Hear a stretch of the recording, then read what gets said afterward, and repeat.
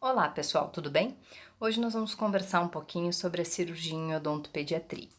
Nós vamos compreender os princípios básicos que regem a cirurgia na clínica infantil, que são exames complementares, anestesia e instrumental. Como o próprio nome já diz, os exames complementares eles vão complementar o nosso diagnóstico clínico. Assim, nos auxiliando na decisão, na tomada de decisão, como por exemplo, na manutenção ou não de um dente descido na cavidade bucal. A anestesia, se nós tivermos a certeza de ter realizado uma correta técnica anestésica, nós vamos saber que durante o procedimento cirúrgico esta criança não sente dor. Ela não sentindo dor, consequentemente, eu não vou perder o condicionamento durante o meu procedimento cirúrgico. Com relação ao instrumental, ele vai me auxiliar a ter uma execução de técnica melhor. E para isso é necessário planejar, tá? A gente tem que planejar para poder saber onde estamos trabalhando, se é em tecido duro ou se é em tecido mole. Hoje a nossa aula vai ser de exodontias de dentes descidos. Tecidos duros, tá? Os dentes retidos e supranumerários e tecidos moles, olectomia e frenectomia, serão abordados em um segundo momento de aula.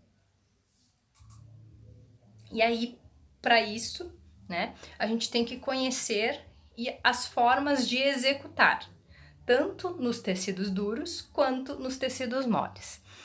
Então, hoje, conversando um pouquinho sobre exames complementares, dentro da cirurgia, vocês vão ver que o exame radiográfico periapical é um dos exames que nós solicitamos, porque ele vai nos permitir ver a relação do germe do dente permanente com o dente descido, né?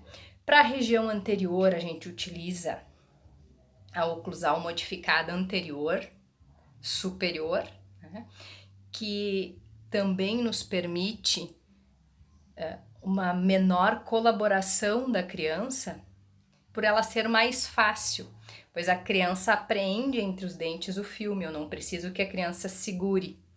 Então, se torna mais fácil a obtenção da região anterior com essa oclusal modificada.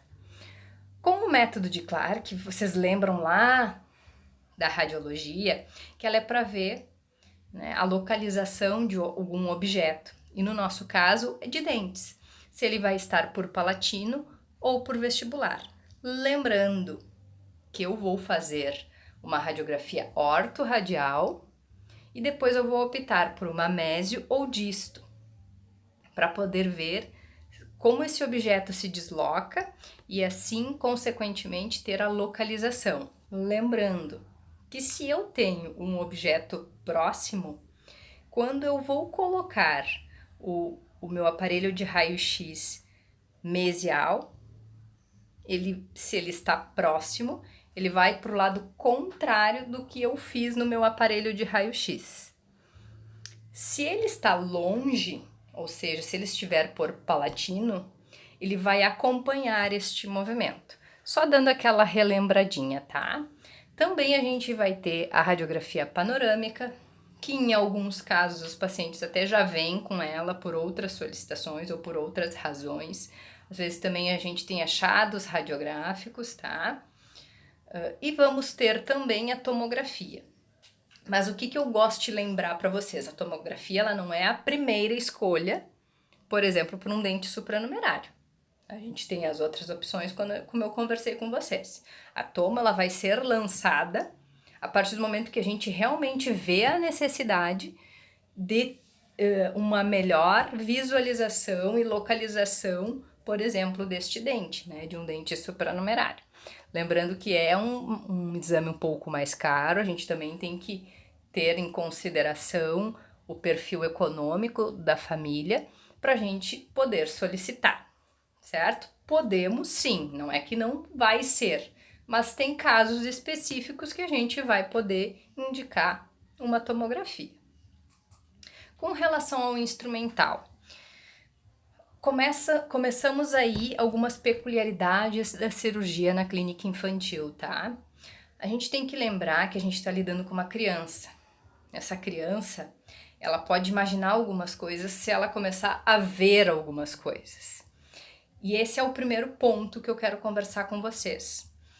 Que eu não preciso montar aquela mesa que vocês estão acostumados a montar na clínica de adulto. Eu vou ter o meu material cirúrgico disposto junto com o meu equipe, onde vocês montam para dentística, para endo, vocês vão montar para cirurgia. Por isso a gente vai conversar e eu vou dar algumas dicas para vocês de montagem, tá? Para que na hora da cirurgia eu não tenha nenhum impacto negativo que possa atrapalhar o condicionamento do meu paciente, tá? Outra coisa é o campo cirúrgico ficar sobre os olhos da criança. Isso também na odontopediatria não acontece. Vocês vão usar o babador normal. O único momento que essa criança vai ficar com os olhos mais tapados, de repente, vai ser na hora da anestesia, que vocês vão fazer um tracionamento, e aí acaba, né, ficando um pouco mais ao nível dos olhos a mão de vocês. Mas em momento algum vocês vão usar esse campo operatório para tapar os olhos da criança, tá? Pelo mesmo motivo de adaptação comportamental.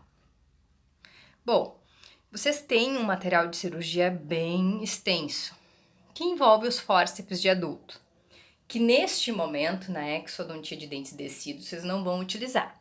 Mas, se necessário, vocês podem utilizá-lo, se caso for para fazer uma extração de dente permanente.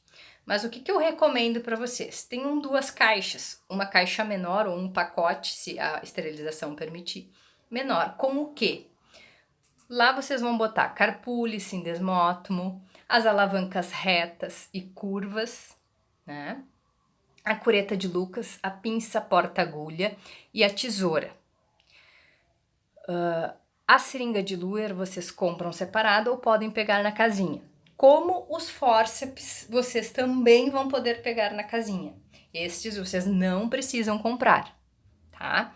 E como que vocês vão pegar na casinha? Se hoje eu vou fazer uma extração de um dente descido, seja ele antero superior, né? Eu vou solicitar o número do fórceps antero superior e inferior.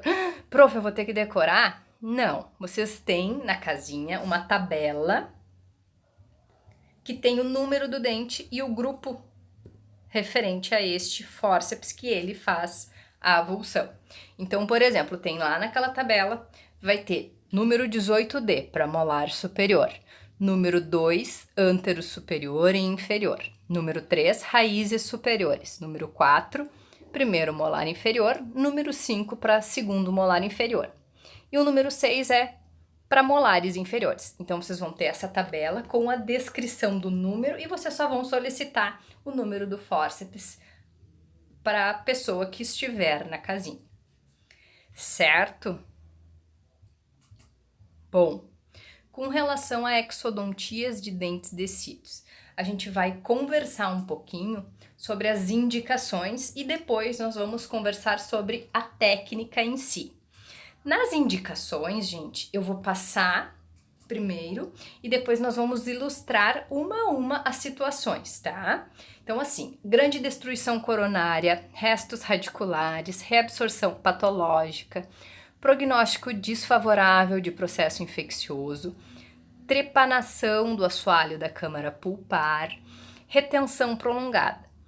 Primeira parte de indicação. Segunda parte, alveólise, anquilose dentoalveolar, fraturas radiculares, ruptura de cripta óssea, mais de 2/3 de raiz do dente permanente, menos de 2/3 de raiz do dente descido e erupção ectópica. Bom, agora nós vamos ilustrar as seguintes situações. Grande destruição coronária, tá? Vocês estão observando que aquele segundo molar descido tem uma grande destruição coronária. Aí vocês vão me dizer, prof, mas tem bastante raiz que daria pra gente tratar. Sim, daria pra gente tratar, mas a gente tem que observar o conjunto. Eu posso tratar endodonticamente, mas se eu não conseguir selar, eu não vou ter sucesso no meu tratamento endodôntico. Então, a minha restauração não sendo bem executada, né, eu não tendo condições de executá-la corretamente, eu vou indicar uma exodontia. Porque essa grande destruição coronária não me permite fazer um correto selamento. Restos radiculares são indicações de exodontias. Né?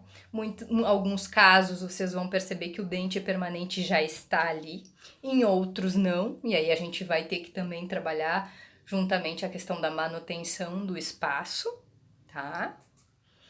Processo infeccioso, né, com prognóstico desfavorável.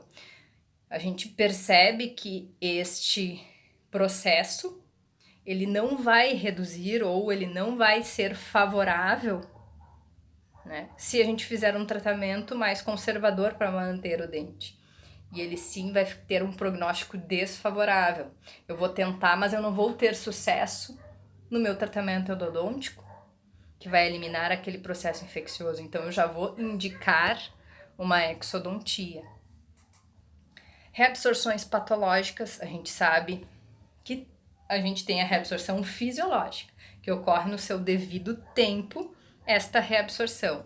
Mas neste meio pode acontecer algumas situações, né, que se tenha maiores reabsorções e a gente tem assim que indicar uma exodontia, né, devido a processos cariosos, a traumas, né? Então a gente vai ter uma reabsorção, uma ação das células clásticas num período anterior do que isto estaria acontecendo. Trepanação do assoalho da câmara pulpar também é uma das indicações. Eu não tenho como manter um dente que já está com uma odontosecção natural, né? Essa perfuração do assoalho não me permite mantê-lo. Retenção prolongada é uma das queixas que a gente recebe bastante. Doutora, o meu filho não perde o dente, vem o dente permanente atrás. Ocorre um desvio na erupção do dente permanente que não reabsorve corretamente a raiz do dente descido. E essa raiz faz com que ele permaneça mais tempo na cavidade bucal, entra os dentes permanentes e ele não esfolia. Então é indicação de exodontia até mesmo para esse dente permanente tomar o seu lugar, né, seu devido lugar, não retendo placa, porque acontece muito, as crianças acabam não deixando escovar corretamente. Então é mais um fator que acaba deixando a gengiva ao redor desses dentes inflamado, né? Então, a retenção prolongada é uma das indicações de exodontia. Alveólise, gente. Não sei se vocês lembram desse termo, mas o que acontece num processo de alveólise? É uma patologia ósseo-gengival que é caracterizada pela exposição da raiz, devido à reabsorção da tábua óssea vestibular, tá? E aí, isso pode ocorrer devido a processo infeccioso, né, vindos da doença cárie e de trauma, tá? E aí a indicação sim é a extração. Isso pode ocorrer tanto em dentes anteriores quanto dentes posteriores. A anquilose. A anquilose, vocês, não sei se já ouviram este termo, mas lembrem que é dente com osso diretamente, eu não tenho ligamento periodontal.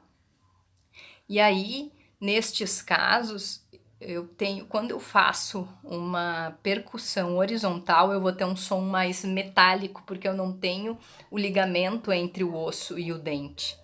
E na exodontia, eu vou precisar algumas vezes lançar mão de uma odontosecção. Não, nem sempre, mas sim, porque é mais difícil de luxar. Então, eu posso ter que lançar mão de uma odontosecção para remover um dente anquilosado. Lembrando que as fibras não existem entre o dente e o osso, as fibras ligamentares, tá? Outra coisa, professora, todo caso de anquilose eu vou indicar a extração? Não, a gente pode esperar um melhor momento, como uma risogênese um pouco mais avançada para optar pela extração. Ou, por exemplo, em alguns casos que eu não tenho germe do dente permanente e esse dente tem estrutura, tá bem posicionado, mesmo estando em infraoclusão, mas bem posicionado, eu posso fazer um aumento com resina, tá? Mas em outros casos nós vamos indicar a exodontia, porque esse dente com anquilose, ele não vai sofrer a reabsorção fisiológica. Então, por isso que a gente tem que fazer a exodontia. E esperar um melhor momento? Sim, podemos esperar, se ele estiver bem localizado, se ele não tiver lesões de cárie comprometendo um pouco mais o dente, sem problema nenhum, tá? Vamos avaliar e ver. Fraturas radiculares nos dentes descidos, sim, a gente acaba fazendo a exodontia. Ruptura de cripta óssea, gente, é bem importante que vocês percebam isso. Por quê? Não sei se vocês lembram lá na propedêutica que existe, né, um dente de Turner, que foi conversado com vocês provavelmente na aula de defeitos de desenvolvimento do esmalte. E aí, pois é, agora ele volta, né? É muito comum, né, em casos de dentes descidos, molares descidos, um processo infeccioso crônico e não é tratado, levar a um defeito de desenvolvimento do esmalte do dente permanente devido a essa ruptura de cripta óssea. Se eu deixar assim, não tratar, e o tratamento nesse caso é exodontia, porque eu sempre vou avaliar risco-benefício. Se eu tenho a cripta íntegra, esse dente pode ser mantido se eu tenho também mais de 2/3 de raiz. Agora, se eu tenho ruptura de cripta, mesmo tendo raiz para tratar, eu tenho que avaliar. Eu tenho um risco muito maior de ter um defeito no meu dente permanente que vai permanecer com esse paciente o resto da sua vida, tá? Do que tentar manter um dente descido e gerar mais problema para o dente permanente futuramente. Então, rompeu o cripto, olhei na radiografia, vocês conseguem perceber que eu tenho uma descontinuidade dessa cripta que protege o dente permanente, eu vou indicar exodontia. Mais de 2/3 de raiz do dente permanente, aqui é, né, ou menos de 2/3, eu vou indicar também a exodontia. Por quê? Porque mais de 2/3 o meu permanente já está praticamente chegando na boca. E aí, se eu preciso fazer uma restauração, às vezes até com comprometimento mais avançado, lesão mais profunda, não tem necessidade de eu fazer uma anestesia, fazer um isolamento, se esse dente vai cair dali a pouquinho, né? O mesmo se eu tenho menos, eu posso até acabar tirando este dente com o próprio grampo. Coloquei o grampo, ele salta. Se eu tenho menos de 2/3, claro, tô exagerando um pouquinho, mas tem alguns casos que eu tenho pouquíssimo, nem, olha, praticamente já está sendo esfoliado, e aí eu vou pensar e vou indicar, não, é exodontia do que fazer uma restauração, do que anestesiar, colocar o grampo, o DIC e esse dente saltar fora na hora que eu botar o DIC e o grampo. Erupção ectópica. A erupção ectópica, ela existe em alguns graus, tá?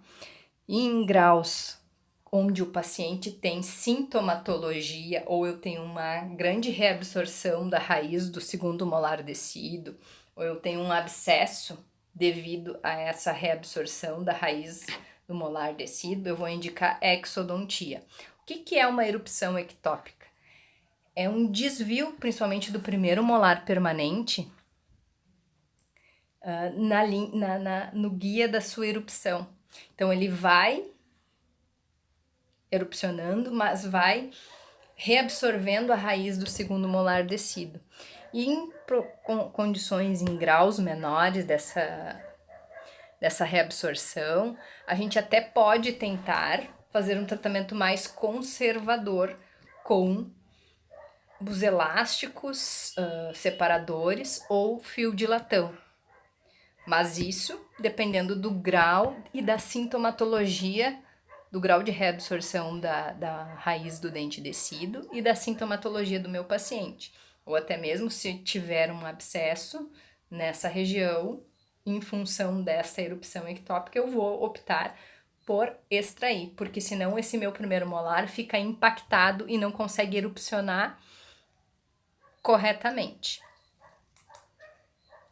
Tomei um cafezinho e nós vamos conversar um pouquinho sobre a técnica, mas peguem e tragam de volta o cafezinho para ficar aqui na frente, tá?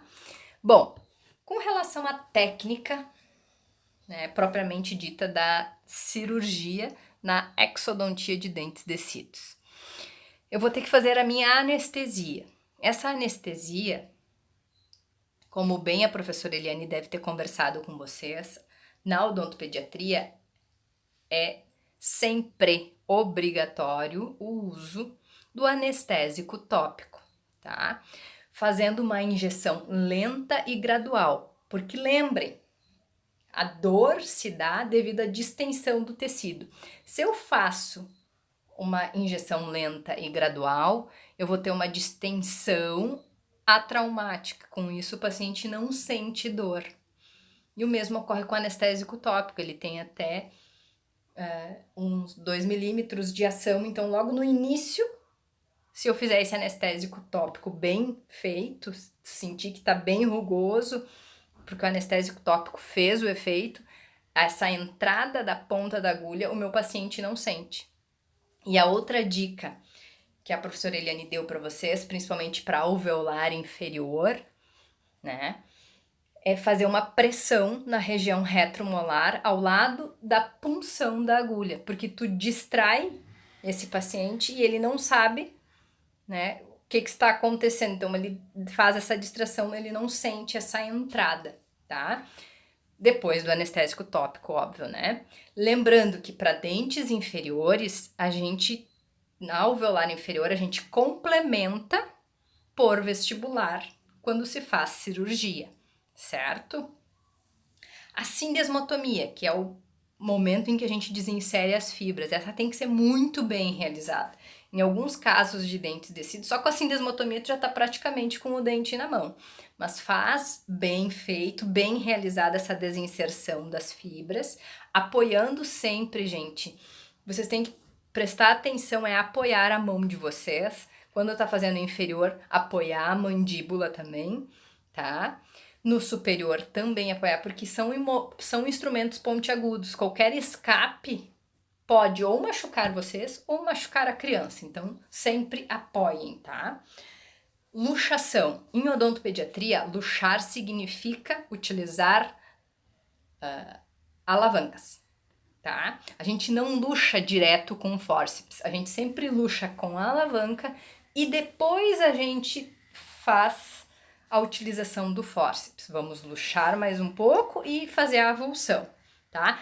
O fórceps, ele só vai entrar quando o dente já estiver luxado. Eu não pego o fórceps de maneira nenhuma antes do dente estar luxado. Qual é o movimento que eu vou utilizar para remoção, para avulsão do meu dente anterior? Um movimento rotacional. Ou, como vocês podem encontrar na literatura, pendular. Só que o pendular significa mesiodistal e não disto, e não vestíbulo lingual. O vestíbulo lingual, como eu tenho uma íntima relação da minha raiz do dente descido com a coroa do dente permanente, nos dentes anteriores, eu posso levar a uma injúria nesse dente permanente. Então, jamais nos dentes descidos anteriores vocês vão fazer movimento pendular vestíbulo palatino, somente pendular mesiodistal. Já nos dentes posteriores, vocês vão fazer o movimento vestíbulo lingual ou vestíbulo palatal para remoção dos dentes posteriores. Até porque eles têm raízes divergentes, tá? Então é bem importante. E o germe do permanente fica entre essas raízes divergentes. Nos dentes anteriores, a gente tem uma raiz única, cônica. Por isso que a gente pode fazer movimento de rotação, tá?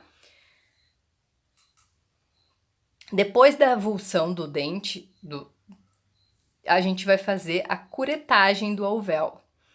E tem que curetar a lesão, mas não quero que vocês façam a remoção do germe do dente permanente, tá? Mas vocês limpem o alvéolo. Irriga com soro, manobra de Champré, que é a manobra de aproximar os bordos para depois, se realizar sutura, né, esses bordos já estão aproximados. E aí a gente vai ter a cicatrização por segunda intenção. Professora, quando que a gente usa sutura? Quando tu não enxergar o germe do dente permanente. Na odontopediatria, vocês vão sempre fazer sutura. Se eu enxerguei o germe do permanente, eu não vou fazer a sutura. Se eu não enxergar o germe do permanente, eu vou fazer a sutura. Cuidados pós-operatórios, eu vou repassar um a um com o responsável. Ver a hemostasia, né? Não ter sangramento. Esse paciente ele não sai da clínica com sangramento. Controle da dor, a gente vai prescrever para o paciente um analgésico. A gente vai ajudar vocês na hora da prescrição, tá? Os mais comuns dentro da odontopediatria que a gente utiliza é o Tilenol, que é paracetamol, e o ibuprofeno, que é o Alivium, tá? Isso a gente já pode até perguntar para o pai e para a mãe, quando a gente for planejar a nossa cirurgia, qual a medicação de dor que ele dá para o seu filho para dor e se ele tem em casa. E também já saber o peso, porque isso vai influenciar na dosagem que a gente vai prescrever.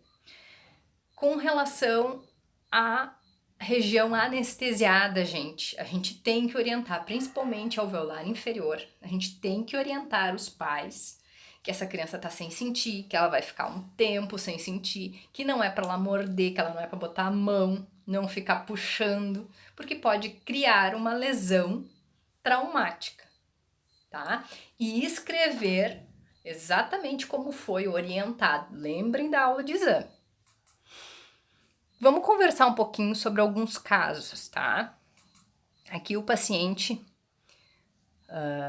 necessitou de exodontia dos dentes anteros superiores, tá? Então foi realizado todos em uma única sessão. Anestesia previamente a essa imagem que vocês estão vendo, tem a anestesia tópica. Percebam que a gente tem um tracionamento de lábio e esse tracionamento ajuda essa distensão, né? Ajuda ao paciente não sentir tanta dor, porque no momento que a gente traciona esse tecido também já está mais divulsionado. Então, no momento em que a gente vai injetando o anestésico, vai tendo menos trauma no tecido, então menos dor, tá? Então é bem importante um bom tracionamento na hora da anestesia. Apoiar a mão, né? Depois fazendo a sindesmotomia, percebam, gente, que tem uma gaze aqui. Essa gaze dá mais segurança pra gente, tá? Principalmente pro apoio, porque ali molha, tem saliva, então a luva às vezes dá uma escorregada, então a gente coloca a gaze e até já ajuda para conter um pouco o sangramento, para não ficar colocando toda hora o sugador ali na região, por exemplo, auxiliar, né? Faz uma boa sindesmotomia, depois a gente faz a luxação com a alavanca para depois entrar com o fórceps, tá? Aqui vocês podem perceber que tem reabsorção patológica devido ao processo carioso, tá?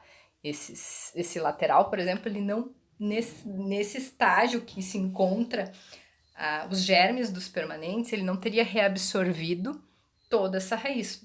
Vocês podem até perceber que os centrais estão com raízes bem longas, né, e nem reabsorvidas quase.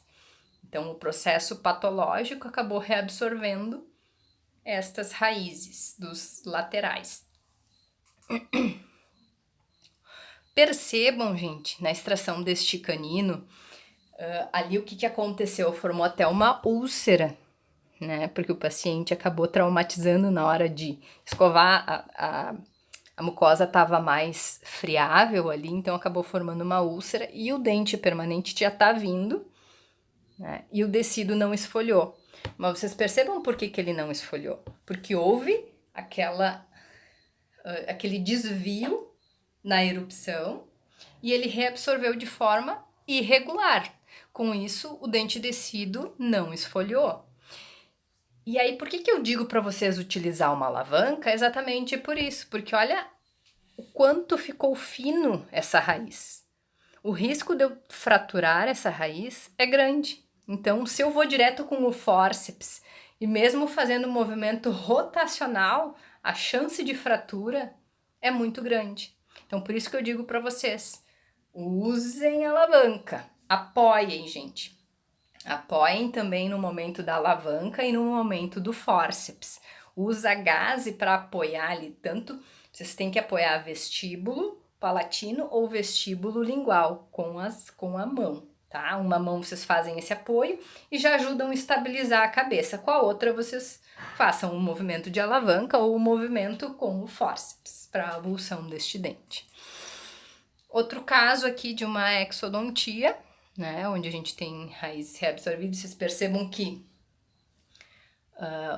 o segundo pré está indo mais para distal e reabsorvendo de forma não uniforme também, e o primeiro pré em boca, clinicamente, ele está impactado nesse segundo molar descido, ele também deu uma desviada na hora da erupção.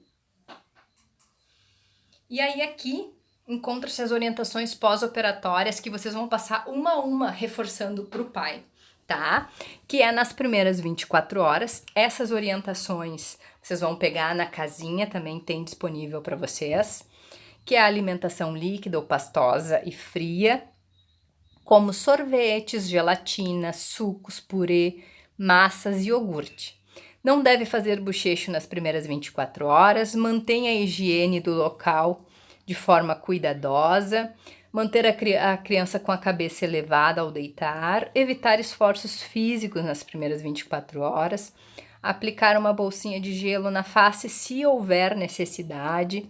Se for realizada a sutura, ela vai retornar para a gente remover essa sutura e tomar a medicação conforme foi prescrito. Se vocês quiserem deixar o telefone de vocês para o paciente, podem deixar, é uma opção de vocês, tá? Até porque se ele tiver alguma dúvida, é melhor que ele entre em contato com vocês. Se vocês precisarem entrar em contato conosco, professores, vocês entrem para poder sanar a dúvida desse pai ou dessa mãe que está com dificuldade de entender alguma situação que ficou em função da cirurgia, tá bom? Gente, assim, ó, cuidados na cirurgia em odontopediatria. Por que a gente reforça? E eu quero mostrar 2 casos simples para vocês. Porque se a gente toma cuidado, isso não vai acontecer. Se a gente segue corretamente os passos, a chance disso ocorrer é bem menor, tá? Então aqui vocês conseguem perceber por que eu digo para vocês, gente, utilizem alavanca, não vão direto, porque tem uma ansiedade, existe uma ansiedade de pegar o fórceps para querer avulsionar aquele dente, que sabe aquela pressa inimiga da perfeição e depois a gente se lasca tentando tirar? Pois é nesse momento em que a gente percebe que a gente, por ser afobado, a gente vai ter mais problemas depois. Olha a raiz que fraturou. Aí a cirurgia vai demorar mais. E vocês lembram que quanto mais demora a cirurgia, o meu pós-operatório fica prejudicado. Então, pensem na professora Priscila, lembrando assim, ó, usa alavanca, mantra. Usa alavanca para luxar. Usa alavanca para luxar. Depois que meu dente estiver bem luxado, eu vou usar o fórceps, tá? Porque olha a divergência dessas raízes. Eu tenho uma raizinha palatina, 2 vestibulares. Além de muitas vezes elas estarem mais finas e delgadas devido à reabsorção, tá? Então, pensem, é mantra. E o outro caso é um caso que ocorreu, é verídico, né? Se vocês conseguem perceber, tem um dente aqui nessa região da traqueia, tá? Na hora da remoção deste dente, esse paciente aspirou esse dentinho e ele teve que ser levado para fazer traqueostomia para remoção desse dente.